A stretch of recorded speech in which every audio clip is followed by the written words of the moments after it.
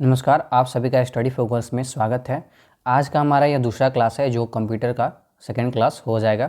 साथ ही साथ मैं आप सभी को धन्यवाद देना चाहता हूं कि हमारे आज 10,000 सब्सक्राइबर्स हो गए हैं। चलिए आगे बढ़ते हैं। ये हमारा जो क्लास है वो झारखंड सचिवालय को देखते हुए रखा गया है। यह पेपर 3 के लिए इम्पोर्टेंट है। पेपर 3 में जहाँ कि आपको 150 क्वेश्चन देखने को मिलते हैं और 2 घंटे का समय वहाँ पर दिया जाता है। उसी साल मैं बता दूं कि कंप्यूटर में 20 क्वेश्चन आपको देखने को मिलेंगे और प्रत्येक क्वेश्चन पे आपको +3 मार्क्स और प्रत्येक गलत क्वेश्चन पे -1 मार्क्स कट कर लिए जाएंगे। उसी के साथ फ्रेंड्स मैं बता दूं कि आज का हमारा जो क्लास है वो इंट्रोडक्शन ऑफ कंप्यूटर का क्लास है, जहां पे हम सभी चीज़ों को बिल्कुल ही बेसिक से जानने वाले हैं। यह 1 से 2 क्लासेस में आपकी फिनिश हो जाएंगी और थर्ड क्लास जो होगी आपकी वह MCQs की क्लास होगी। फर्स्ट और सेकेंड क्लास आपको हम यहाँ पर प्रोवाइड करवा रहे हैं यूट्यूब पर। उसी के साथ बाकी की क्लासेस आपको हमारे ऐप पर प्रोवाइड की जाएगी। आप हमारे ऐप को गूगल प्ले स्टोर से जाकर डाउनलोड कर सकते हैं। ठीक है फ्रेंड्स, उसी के साथ इस कोर्स को आप हमारे ऐप के थ्रू ही परचेज कर सकते हैं। देन आपको हमारे व्हाट्सएप ग्रुप में ऐड कर दिया जाएगा, जहां कि आपको PDF नोट्स प्रोवाइड किए जाएंगे जो कि हैंड रिटन नोट्स होंगे। तो चलिए बढ़ते हैं हम आगे और देखते हैं कि आज के हमारे क्लास में क्या इंपॉर्टेंट रहने वाला है। आज का हमारा जो क्लास है वह इंट्रोडक्शन ऑफ कंप्यूटर का क्लास है, जहाँ पे हम बात करते हैं सबसे पहले जो फादर ऑफ कंप्यूटर हो जाएंगे वह चार्ल्स बेबेज हो जाएंगे, जो कि एक इंग्लैंड के रहने वाले थे और इन्होंने 1822 ईस्वी में कंप्यूटर की खोज की। साथ ही साथ यह एक इंग्लिश मैथमेटिशियन थे जिन्होंने डिफरेंस इंजन बनाई थी और साथ ही साथ इनका योग एनालिटिकल इंजन में भी था। लेकिन एनालिटिकल इंजन जो था उसे लेडी एडा अगस्टा के द्वारा बनाया गया 1837 में, और जो कि यह लेडी एडागास्टा वर्ल्ड की फर्स्ट लेडी प्रोग्रामर हो जाएंगी। साथ ही साथ मैं बता दूं कि जो लेडी एडागास्टा थी उनका योगदान बाइनरी नंबर्स में था और बाइनरी नंबर्स की खोज गॉटफ्रीड के द्वारा की गई। आपको यहाँ से 3 से 4 बातें ध्यान रखनी है, जिनमें कि पहली हो जाएगी जो कंप्यूटर के जनक हो जाएंगे वह चार्ल्स बेबेज हो जाएंगे। साथ ही साथ जो कंप्यूटर की खोज की इन्होंने 1822 ईस्वी में की, और वर्ल्ड की फर्स्ट लेडी प्रोग्रामर लेडी एडागास्टा हो जाएगी जिन्होंने 1837 में इसकी खोज की, एनालिटिकल इंजन की, और गॉटफ्रीड ने बाइनरी नंबर्स की खोज की। तो ये 4 बातें आपको यहाँ से ध्यान रखनी है, जो कि आपके एग्जाम पॉइंट ऑफ व्यू से बहुत ही ज़्यादा इंपॉर्टेंट है। ठीक है फ्रेंड्स, बढ़ते हैं हम आगे और देखते हैं कि कंप्यूटर क्या होता है। सबसे पहले हम जान लेते हैं कि कंप्यूटर किसे कहते हैं। वैसे तो हम बचपन से अपने क्लासेस में पढ़ते आ रहे हैं कि कंप्यूटर एक इलेक्ट्रिकल मशीन है जो कि डाटा को स्टोर करता है, साथ ही सभी इंफॉर्मेशन को अरेंज करता है और अमाउंट्स को कैलकुलेट करने में मदद करता है। ऐसे डिवाइस को हम कंप्यूटर कहते हैं।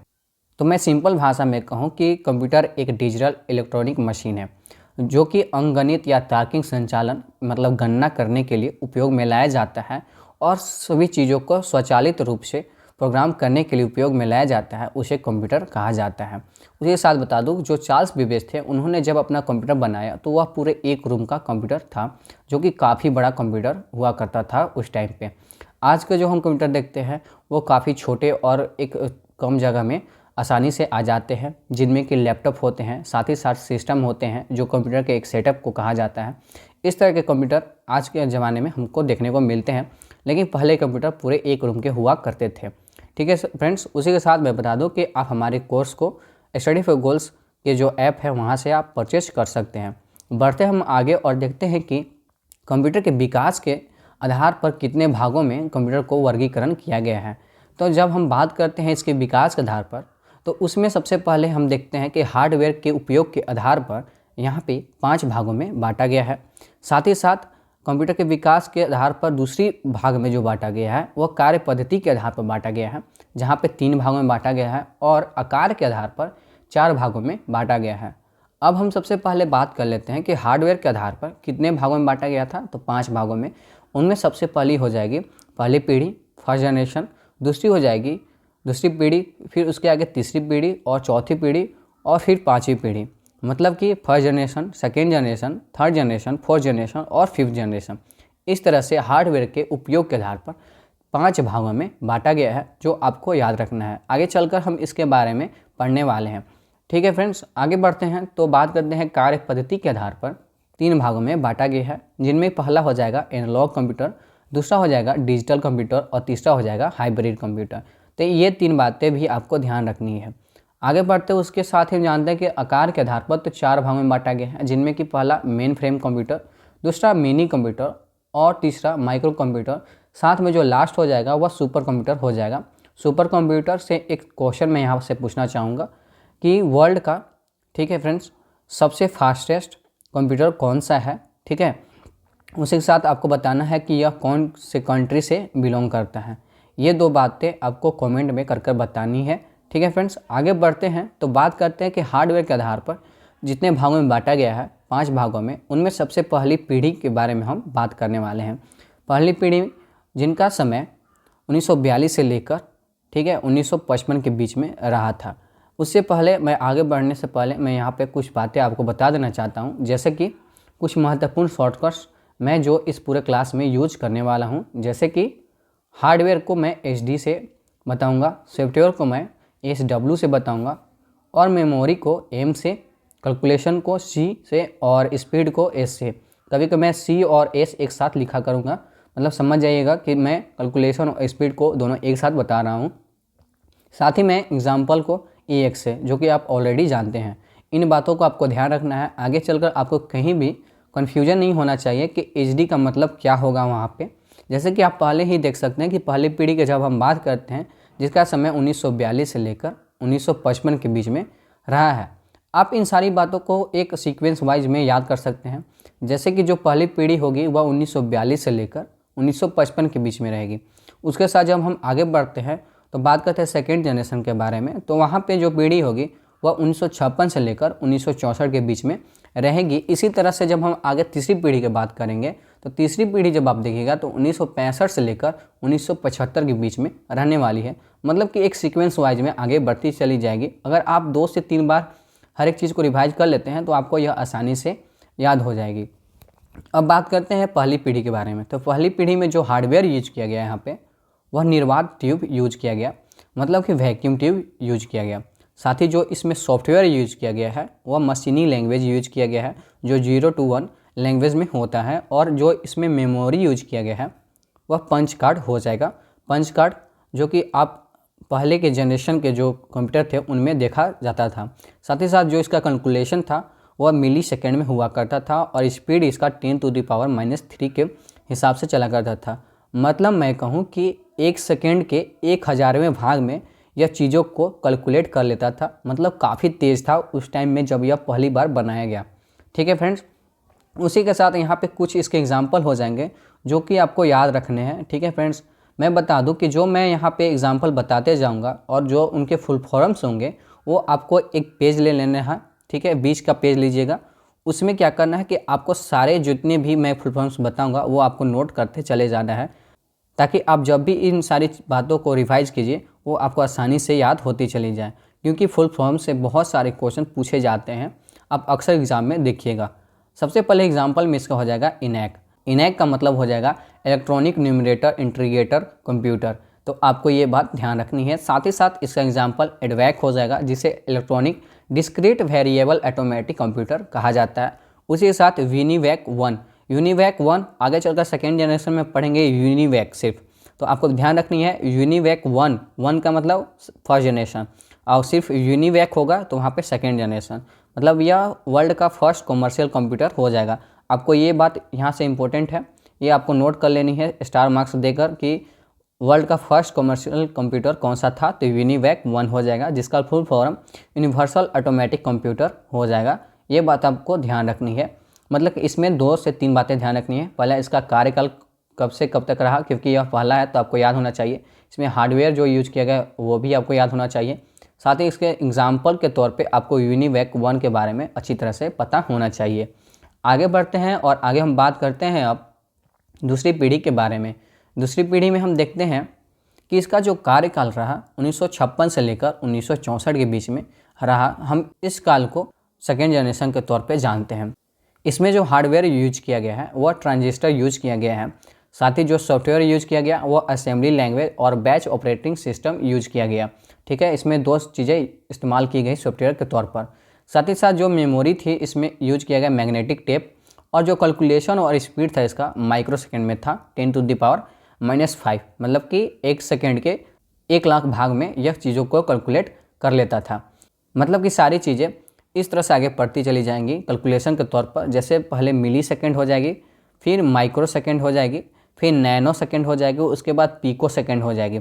इस तरह से सारी चीज़ें आगे बढ़ती चली जाएंगी और सबसे लास्ट में जो 5th जनरेशन आएगी उसमें आप 3 गीगाहर्ट्ज़ से भी ज़्यादा स्पीड देखिएगा कि उससे भी ज़्यादा तेज़ी से यह चीज़ों को कैलकुलेट कर लेता है। तो आपको सीक्वेंस वाइज में कैलकुलेशन आपको याद हो जाएगी, जैसे कि मिली, माइक्रो, नैनो, पिको, इस तरह से आपको याद होते चली जाएगी। एग्जाम्पल के तौर पर हम यहाँ पे चीज़ें देखते हैं तो सबसे पहले हो जाएगी IBM 1401, मतलब कि इंटरनेशनल बिजनेस मशीन। साथ ही साथ यूनिवैक हो जाएगी। यूनिवैक का मैंने फुल फॉर्म आपको ऑलरेडी बता दिया है, जो कि यूनिवर्सल ऑटोमेटिक कंप्यूटर हो जाता है। लेकिन इसमें अगर 1 लग जाएगा तो ये 1st जनरेशन की हो जाएगी एग्जाम्पल के तौर पर, और यह हो जाएगा वर्ल्ड का फर्स्ट कमर्शियल कंप्यूटर। अगर 1 हटा देते हैं तो यह 2nd जनरेशन की बात करेगी। आगे जब हम बढ़ते हैं तो 3rd जनरेशन के बारे में बात करते हैं, मतलब तीसरी पीढ़ी के बारे में बात करते हैं। तो इसका जो समय रहा वह 1965 से लेकर 1975 के बीच में रहा था, और इसमें जो हार्डवेयर यूज किया गया वह IC इंटीग्रेटेड सर्किट यूज किया गया। और इंटीग्रेटेड सर्किट मतलब IC के जो डिस्कवर जिन्होंने किया उन्हें जेम्स किल्वी के नाम से जाना जाता है। यह इंपॉर्टेंट पॉइंट है, यहाँ से आपको यह बात ध्यान रखनी है, इसे आप स्टार मार्क्स देकर नोट कर सकते हैं। साथ ही इसमें जो धातुएं यूज की जाती हैं IC को बनाने के लिए, उसमें सिलिकॉन और एल्यूमिनियम की यूज की जाती है। लेकिन आपको जब एग्ज़ाम दीजिएगा तो वहाँ पे 4 ऑप्शन दिए रहेंगे।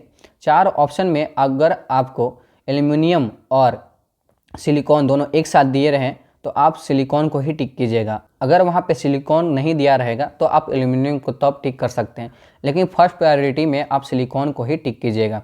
ठीक है फ्रेंड्स, मतलब IC किससे बनी होती है तो सिलिकॉन से बनी होती है, आपको यह बात ध्यान रखनी है।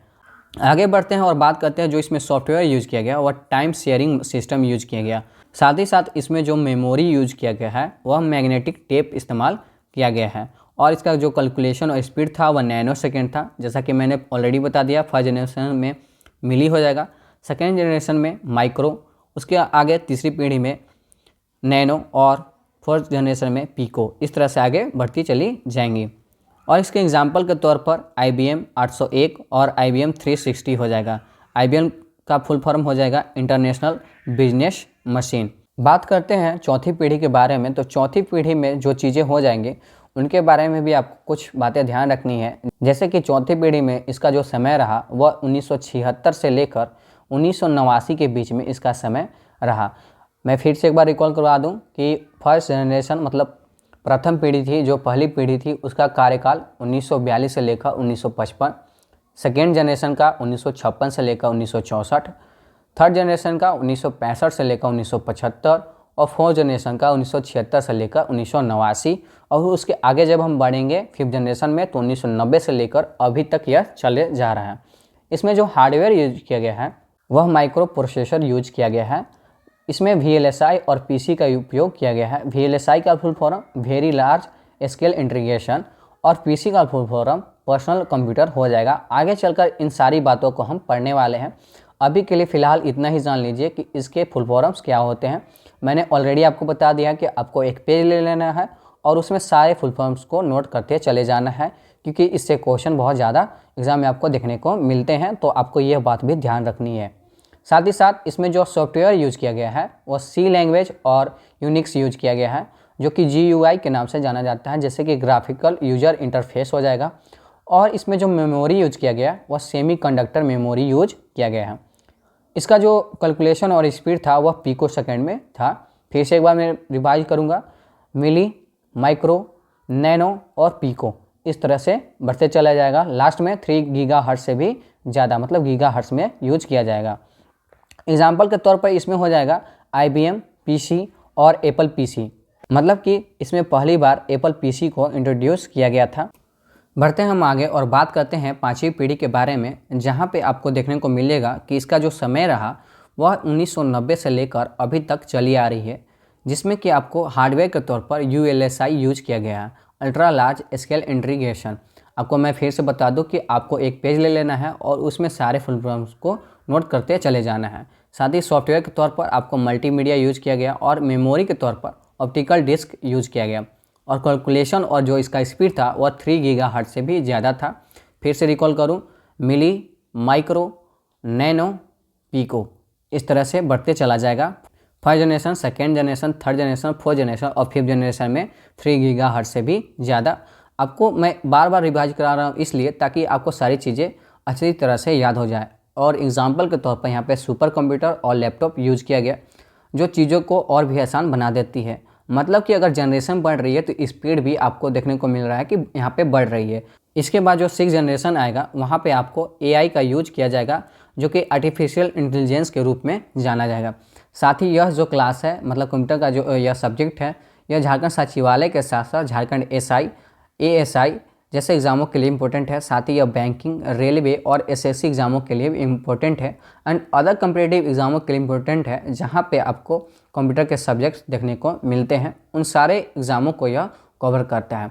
साथ ही इसके बाद का जो हमारा क्लास होगा क्लास 3 इंट्रोडक्शन ऑफ कंप्यूटर का, वहाँ पे हम देखते हैं कि आपको हम वहाँ पे ट्रांजिस्टर, माइक्रो प्रोसेसर, साथ ही साथ सुपर कंप्यूटर के बारे में बताएंगे चीज़ों को। उसके बाद जो लास्ट हमारा क्लास होगा वहाँ पे हम MCQs को करने वाले हैं।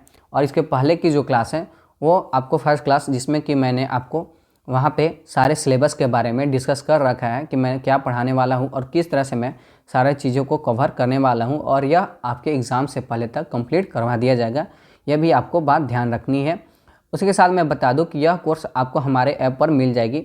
अभी के लिए यह कोर्स पहले 100 स्टूडेंट को यह 100 रुपये में प्रोवाइड करवाई जा रही है। साथ ही के साथ यह जो क्लास आगे के 100 स्टूडेंट जो इसके बाद खरीदेंगे उनको वह ये 199 में नहीं वह उनको 499 रुपीज़ में मिलेगी।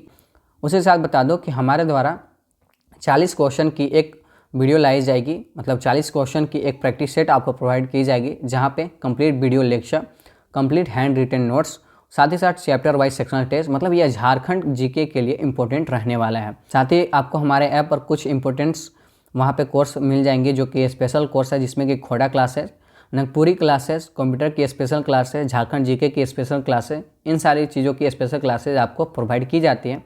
साथ ही आपको झारखंड सचिवालय के लिए एक फुल लेंथ टेस्ट प्रोवाइड की जाती है प्रत्येक संडे को, तो आप उसको बिल्कुल फ्री ऑफ कॉस्ट वहाँ प्रोवाइड की जाती है हमारे ऐप पर, तो आप उसका भी फ़ायदा उठा सकते हैं। तब तक के लिए जय हिंद, जय झारखंड, जोहार। Thanks for watching this video.